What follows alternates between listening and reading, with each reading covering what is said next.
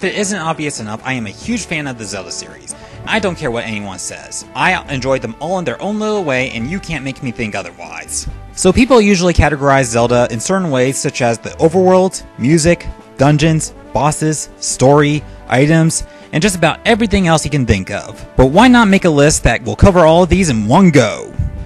This is my top 10 personal favorite Zelda games. If you aren't aware, there are a total of 15 Zelda games in the main series if you don't count remakes, and 14 if you want to count Oracle of Ages and Oracle Seasons in one packaged game.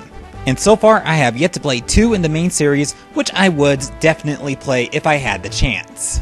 So for this countdown, there are no rules or restrictions other than no remakes, and as long as I've played it. I am giving you fair warning here, and saying mainly because the Zelda fanbase doesn't have the best reputation. Unless you are exactly like me, your viewpoint is going to be completely different from mine, and you will most likely disagree. So the placement might seem a little odd, mainly due to how the games are unique in their own way. But the placement for these is mainly to how much of a soft spot I have for each of these titles. With that, we shall begin.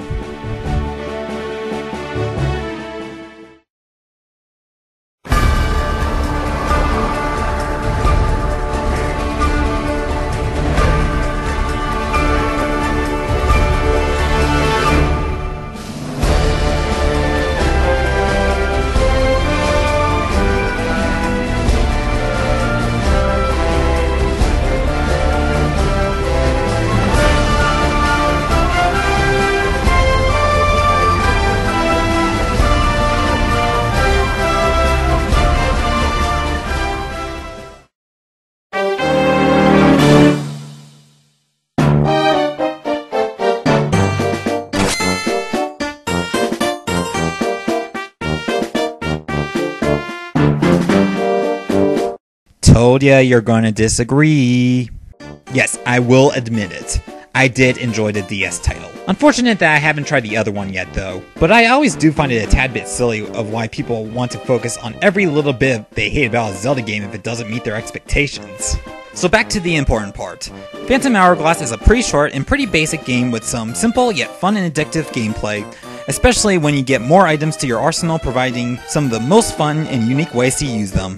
It also gives you a very nice sense of an adventure by providing an open sea with various areas to explore in a lighthearted story that I have to say for the most part was presented rather well for a simple DS title. Aside from the boat, you are mainly exploring dungeons, and there is very little to the towns and fields, but they do provide some very well themed areas. The dungeons, I have to say, are pretty fun.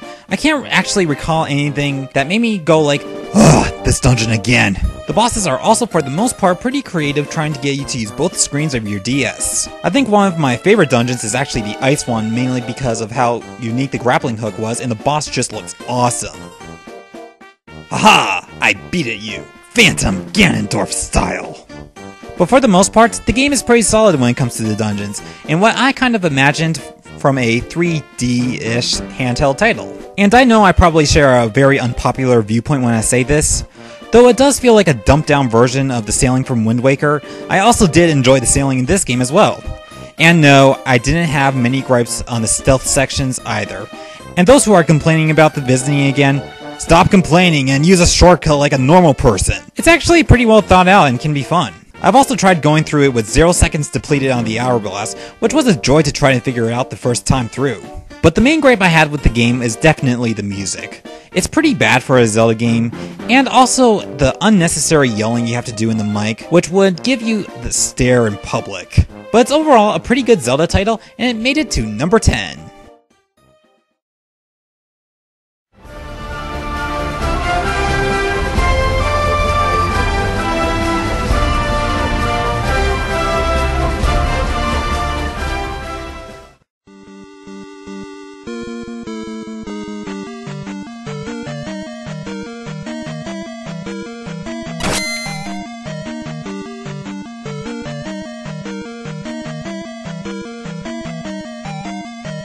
Hey, are you fanboys off my video yet?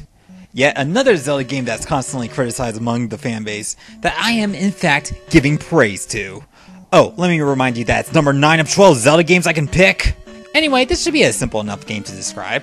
But I think the part that really sticks out is that this is indeed the only Zelda game to feature Link in a 2D side-scroller, which is very unique in a Zelda game.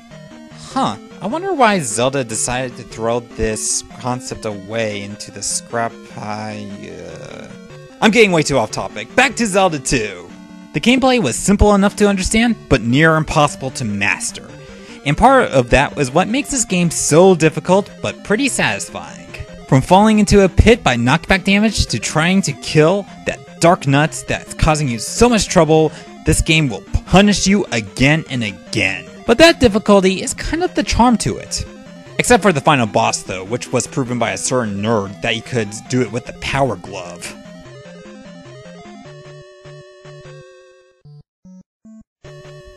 Yeah, that was a fun fight.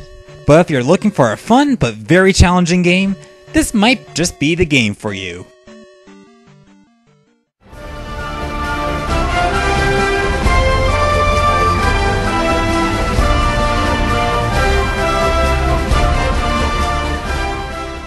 Oh, before I start this, just a sec.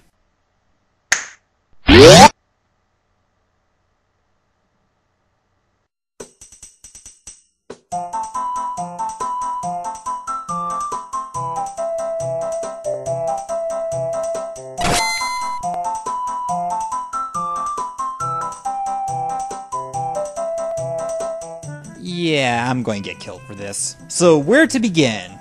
Hey, I never said Ocarina of Time was a bad game.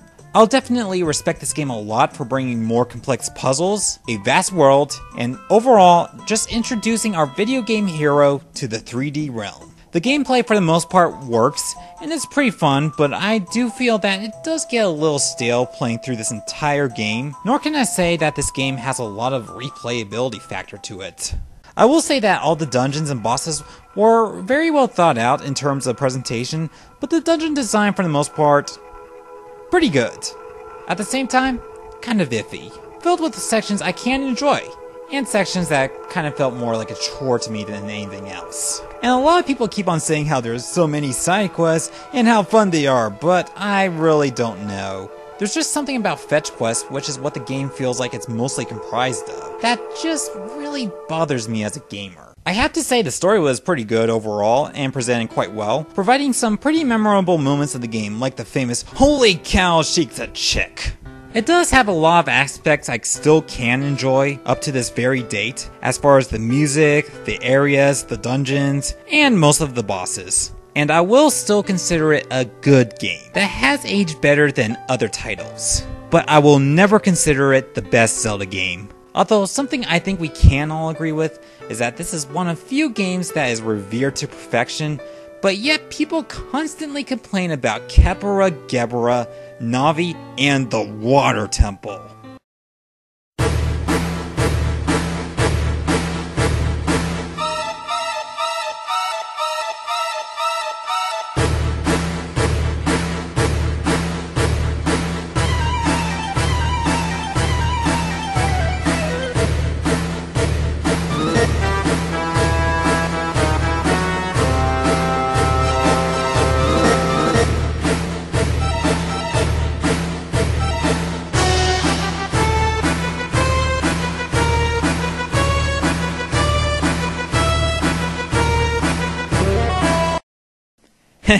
Zelda fanbase.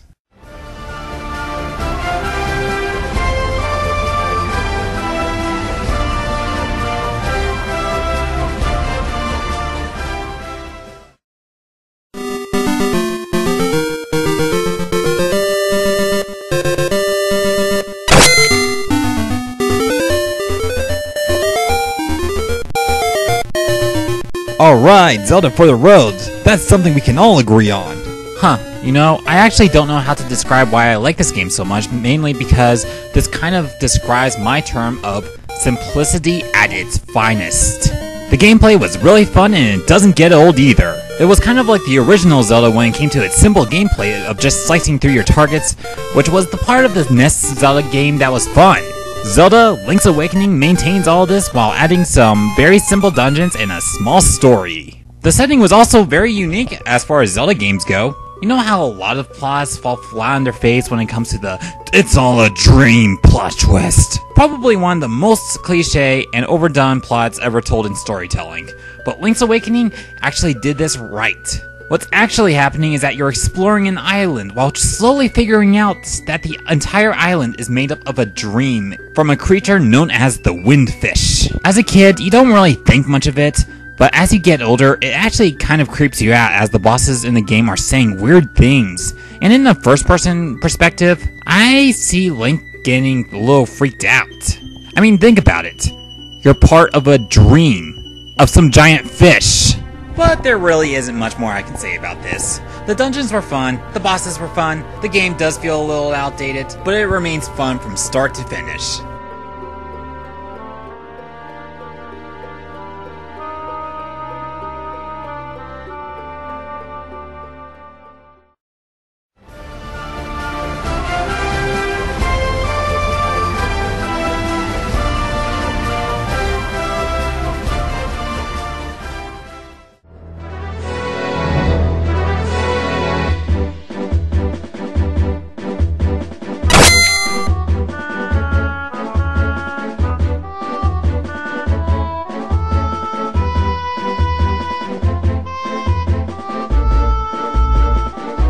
Yeah, Twilight Princess is one of those games where I go back and forth on my overall opinion on it. Hey, this was originally number 4 on the list when I was first making it. But I decided, hey, let's just slap it in there. Somewhere. I don't care anymore. It kind of went like this. This is amazing! Aw, are you kidding? Oh, I'm actually enjoying this. Oh, come on, Nintendo. Wow, this is a great game. Alright, that's it. You suck. That was me. I believe the biggest flaw with Twilight Princess is the dungeons. They're terrible and, in my opinion, the worst in 3D Zelda games. I mean, they were presented very well, but the majority of the puzzles included, let's see, you waiting for things to happen, pulling stuff, climbing stuff, and why does this even exist? This is pretty exciting. More programmers should really consider doing this. Not only that, most of the puzzles were insultingly obvious. Oh, did I mention it takes about an hour to finish one dungeon? Yeah, I'm not complaining because it's hard. I'm complaining because it's incredibly monotonous. For crying out loud, the water temple in this game beats the one in Ocarina of Time on the level of suck. Which is very sad because Miyamoto actually regretted making the water temple in Ocarina of Time. And 2 other things I really didn't like. 1, here's a color wheel, Nintendo. Please learn how to use it and never use this color scheme again. 2, the overworld was literally empty with a couple places that are notable for a little side stuff you can do. And most of it just kind of felt uninteresting. So why is this game better than Link's Awakening and Ocarina of Time in my opinion? Well, I will say one thing that does stand out. Except for the art style, the presentation was amazing and a huge step in the right direction to truly make another phenomenal Zelda game. This is probably one of the only Zelda games out there where I could easily say that I liked most of the characters presented, and I think having the inclusion of Minna and Zant were really what saved this game from just being another Zelda game. Most of the bosses felt like they belonged to the area that you were exploring, and it also made it much more satisfying to fight. From fighting a giant revived fossil to Mrs. Two-Face here, this thing had everything. That was rather disturbing. So yeah, the major flaw was the design. But it's a pretty small price to pay for the experience that the game gives you. The gameplay, rather fun. The story, rather interesting. The music, overall pretty good. Presentation, quite phenomenal. And Link can turn into a dog. I don't think I need to say any more. 10 out of 10 Master Swords. Oh wait, my fanboy is showing. 9 out of 10 Master Swords.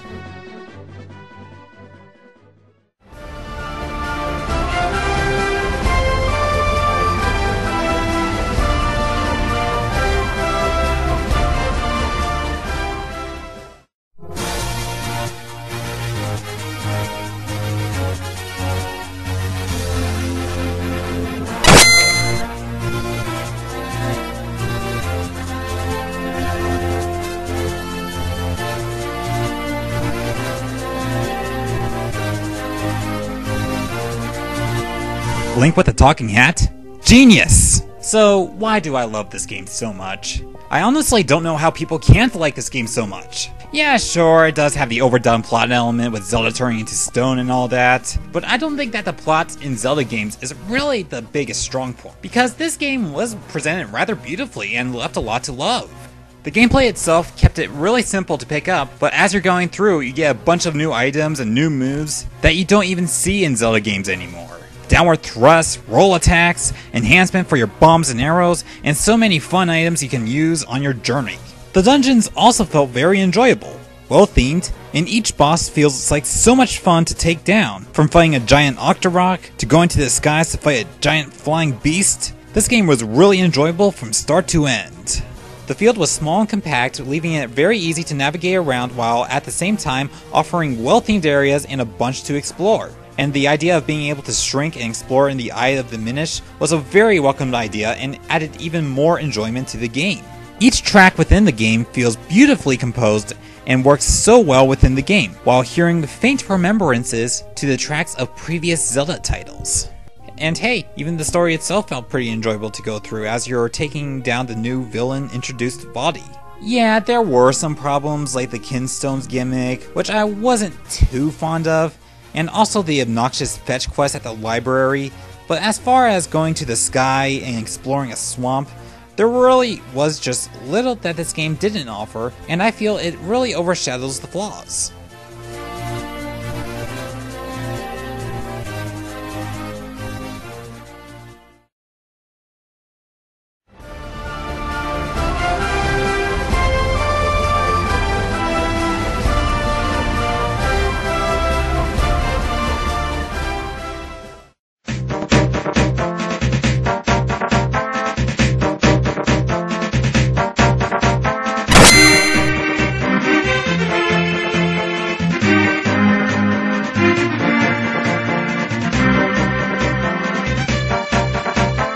Alright, let's all be honest. You all knew this was eventually going to appear on my list. But possible surprise to you, not as my favorite Zelda game. Oh, shut up.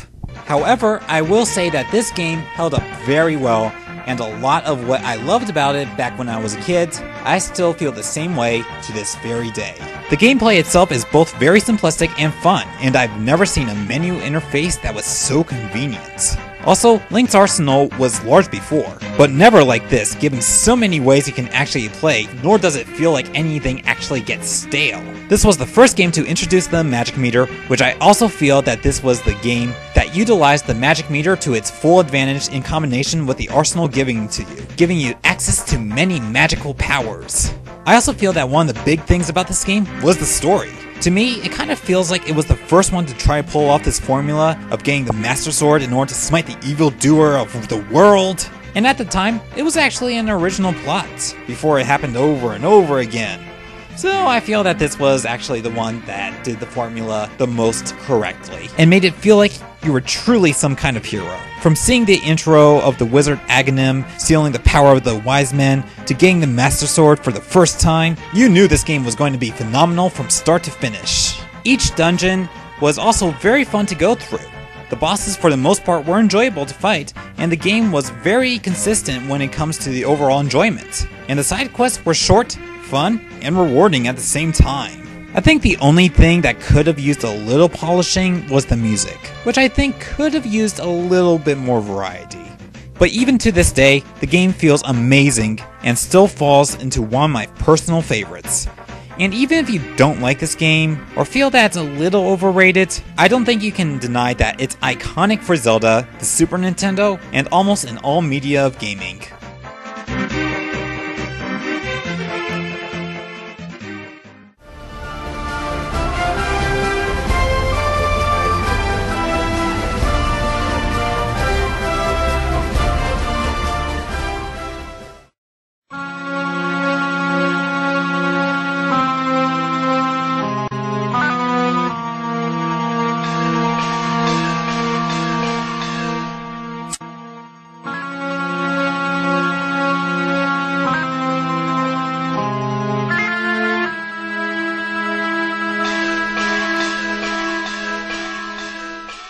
The next one on my list is not just a Zelda game, it's a legend among many Zelda fans. Well, technically it is a legend, but that's not the point. There is a game that takes our hero to what is probably the most disturbing setting we have ever seen. Whoa, come to think of it, you can make a ghost story out of this. Then the moon. Had a face!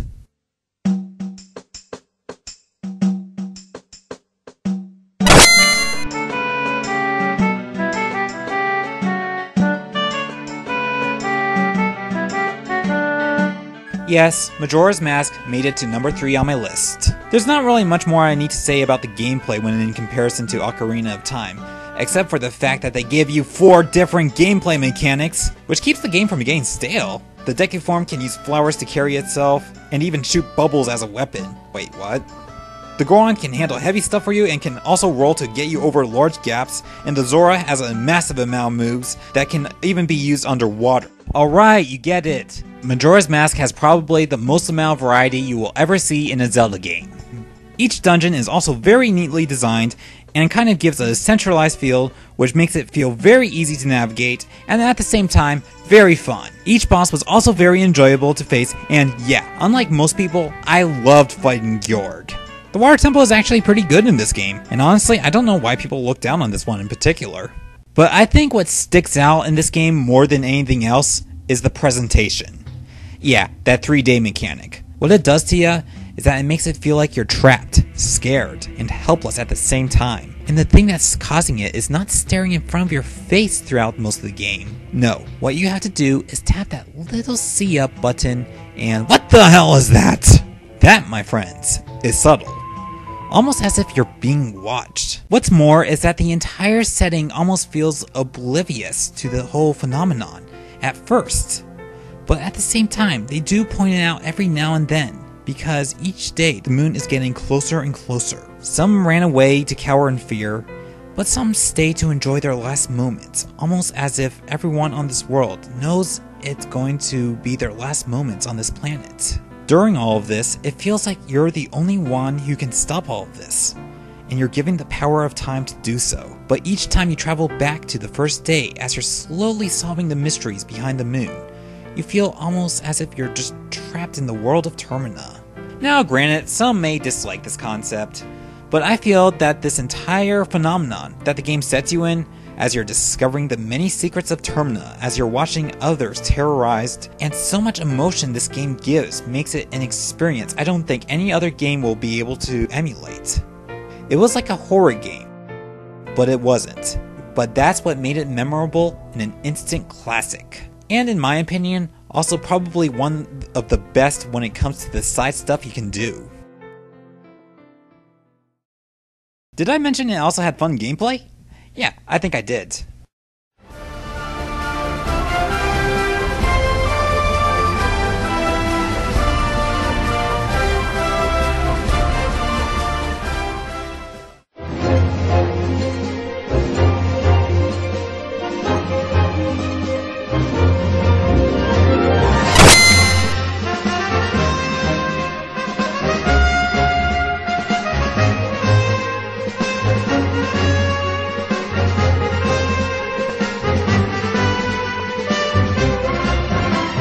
So, when Skyward Sword was announced at E3, this was the typical Zelda fans' reaction. Shut up and take my money! Unfortunately, the fanbase got to that point as being as nasty as the Sonic fans, dividing the fanbase in two, because people just can't tell what a personal viewpoint is, and once again, proving that all fanbases suck. Fortunately enough, I'm one of those Zelda fans who found this game exceeding my expectations. So imagine what I said about Twilight Princess. Now imagine if the dungeons didn't suck. Now imagine if some colors were added in. Now imagine if the same presentation value of Twilight Princess, but with all the things I didn't like taken out. Wait, I just made you do that. Each track of the game made it to near perfection, and the colors made it feel like I was playing Okami again. This is what I want. Colorful and great presentation. Each dungeon made it felt like I was running through a well-themed area, providing to you both adventure and excitement. As you're running through all these dungeons, you can definitely tell the massive amount of creativity that was placed into this game. And every time I go through a different dungeon, it always feels like it provides me with something different, which keeps it from getting stale. Each boss was also beautifully presented, giving it a lot of build up, making you feel excited to fight them. I have never seen a Zelda game where you have to literally escape a ship in order to fight the Kraken with... I'm thinking too much. They are also very fun to take down, from yanking arms to slicing through pincers, and some sections can even be described as feeling the weight behind the sword. Nintendo finally got the motion control down very well, though I was a little skeptical about them at first, but that quickly went out the window. They work about 95% of the time, till you have to swing your Wiimote directly down to recalibrate. This also made all the items very fun to use and gave a sense of immersion to the game. Bowling for baddies and acting like Indiana Jones? Whee! It feels like you're literally playing as Link. Miyamoto's dream has finally become a reality. But I think the major shine was definitely how well the story was presented. Very memorable cutscenes from Link's first flight on his new bird, all the way to the final showdown of Link and the new Dark Lord guy. The characters themselves were probably by far some of my most memorable, and for once, I actually felt like I can like Zelda as a character. Girahim felt like an even better version of Zant in terms of his character and how creepy he was, and when I fought him in the first dungeon, I knew I was in store for an amazing experience. It even has great characters like the shopkeeper. Wait, what the hell is a shop? Who are you? Oh, thanks for the potion. Now, I'm not saying the game is perfect, though I do enjoy the idea of flying. It does feel like it suffers from the same plague of Twilight Princess, and by that I mean not placing anything interesting in the field. They also threw this random boss fight about 3 times in the game without even giving a single heart container. And probably my biggest problem is that it does feel a bit more limited than a typical Zelda game of where you can go. But it does feel like the pros do really outweigh the cons for this game, providing a true experience to the adventure game genre.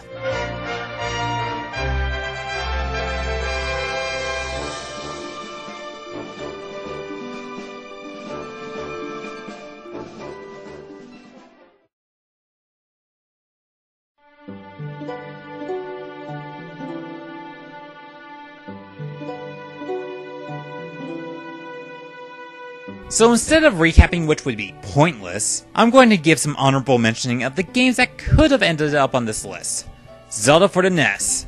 Now, I grew up with a Super Nintendo, and I decided to get this for Virtual Console. I think it's something you have to grow up with in order to enjoy, mainly due to how it doesn't really give you indications of where to bomb and such and such and such. But while this was a topic among gamers, I'm sure it was very fun to be the first to discover something for the first time. But I can never change the fact that I never grew up in this time, and it just doesn't seem as fun as it was back then. The Oracle games is a case where I did fairly enjoy them, but they didn't really feel like Zelda games to me. It was a nice idea, but it just lacks the excitement and almost feels like a cheap cash-in by making 2 adventure games in one package. And now, let's dive into my favorite Zelda game of all time. And if you didn't guess it, well, I don't think you're much of a Zelda fan.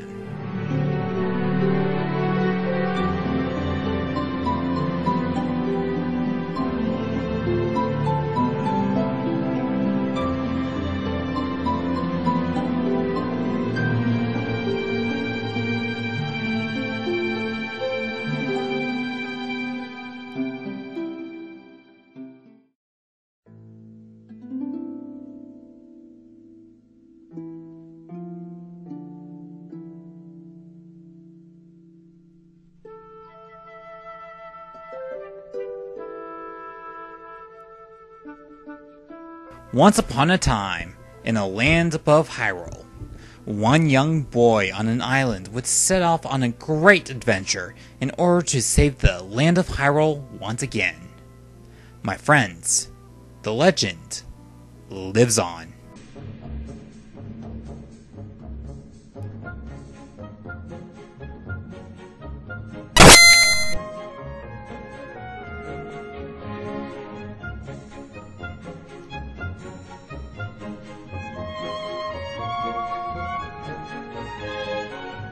Yeah, you heard me right.